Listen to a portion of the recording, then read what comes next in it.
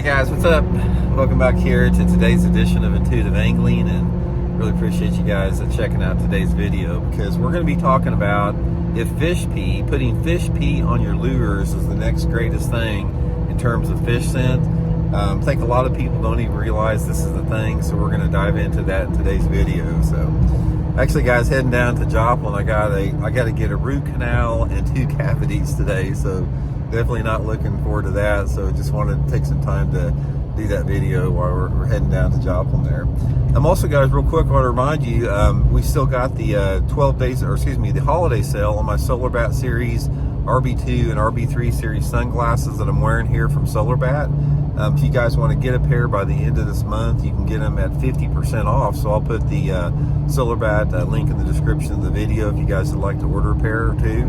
And also, I'd like to invite everybody to please hit that subscribe button here at Intuitive Angling if you like the content. I really appreciate that.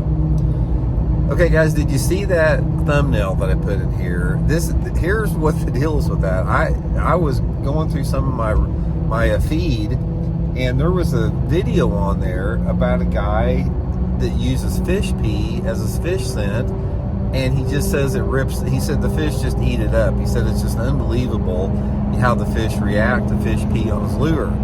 And in fact, he showed it, that thumbnail is part of the video there. Like the very next cast after he did it, he caught another fish. So I gotta be honest with you guys, I've never heard of this before. It makes a lot of sense to me. I can understand how that could possibly work, because it's something that probably can't be duplicated in a laboratory. I mean, most fish scents are, chemically produced, but you think that somebody would have figured that out or came up with it, like some old grizzled old grandpa that would have figured that out. But I haven't even heard of this. This is completely new to me, and I wanted to ask you guys, have you guys ever heard of this, putting fish pee on a lure? To be honest with you, I got to try that. And another thing is, like, not all fish pee all the time. It's like you can't make them pee. It's like once in a while when you catch them, they do. So I don't know, maybe you got to take advantage of that, or you have to bottle that stuff up when they do it. I'm not sure what the deal is, but in the bigger picture, let's have a little discussion about scent in general and how this relates to it. I don't think people give bass enough credit to realize how good they are at sense of smell.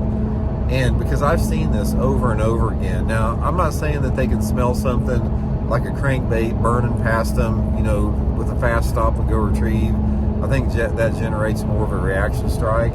But I think a lot of times a bass will hit a bait or not hit a bait by the way it smells. And I think a lot of this is like, that's why the heavily salt impregnated lures have been so successful. A lot of you guys may remember before salt impregnation that they, plastic worms and stuff didn't have any salt in them.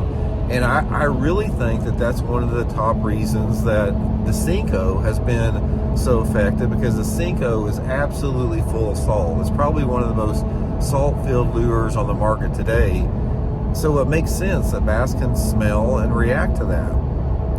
I've had enough things happen in my career fishing, either using fish scents or not using fish scents on slow-moving baits, to notice a very considerable uptick in the amount of bites that I get. Because let's say, for example, I'm flipping a jig or flipping a creature bait around boat docks.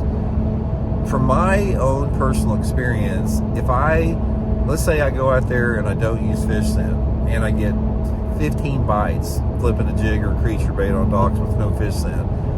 Pretty much, if I go back the next day or whatever and I use fish scent heavily, I can probably get 20 bites instead of 15. That's sort of the difference that I've noticed with that. And another thing with that is, I remember one time I was catfishing down at Grand Lake, and I was using a dead shad to catfish with, and I caught about a 4 or 5 pound bass on a dead shad sitting on the bottom of a mud flat. So obviously that dead shad didn't have any action whatsoever on it.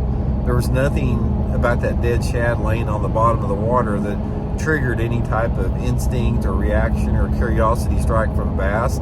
It had to be completely from smell. The bass smelled that thing. It probably smelled alive, because it was alive probably 5 minutes before I hooked it on. So like I said, I think that everybody, you probably would behoove you to be a lot more aware of your scent. So, you know, try not to handle your baits too much, especially if you've got something on your hands.